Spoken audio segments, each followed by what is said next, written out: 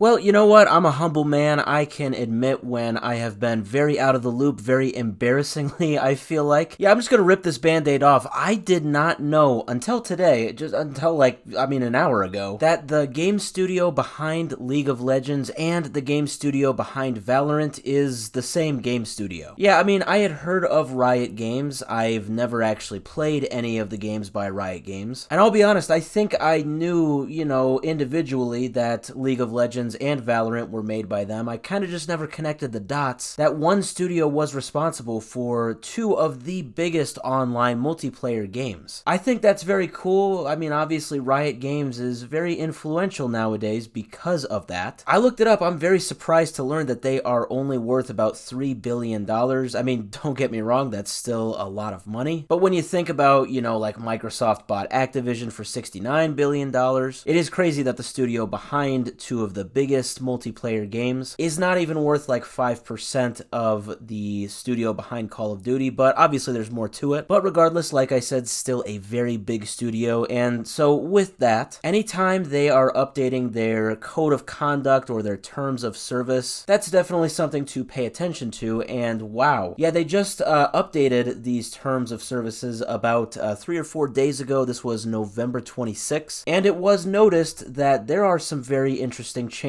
in this update. There are a few bullet points in this update, but the absolute most important one is when they address off-platform conduct. So I guess, prior to this change, it was only, in-game stuff that could lead to a ban for like your League of Legends or your Valorant account. If I was playing a game of Valorant, for example, with some people and I said some pretty crazy stuff and I got reported, and somebody from Riot Games reviews it and determines that, yeah, it's pretty crazy, it's pretty, off the wall, and they don't like it, then yeah, they can ban my Valorant account, and it is what it is. But all of that had to do with in-game communication. But now with this update, it is actually extending beyond in-game communication. Now what Riot Games is saying is that if you have one of their games basically launched onto your computer, and specifically if you're like a content creator, so if you're, running a stream, so maybe you're streaming on Twitch or YouTube and you're on like the main menu of Valorant or League, and then if you say some crazy stuff, well, they can now ban your Riot account for that conduct. Yeah, and this isn't just like having their game on in the background, it's also in regard to, quote, creating content about our games. You can kind of see where I've got a problem with it here, because that is pretty vague. That could mean like somebody could make a YouTube video, for example, about League. Maybe they're just using like some sprites from League or Valorant, and they're making a video saying whatever in the video. Well, just because it was any type of content that had to do with their games, if Riot Games didn't like that, then they could ban your Riot Games account.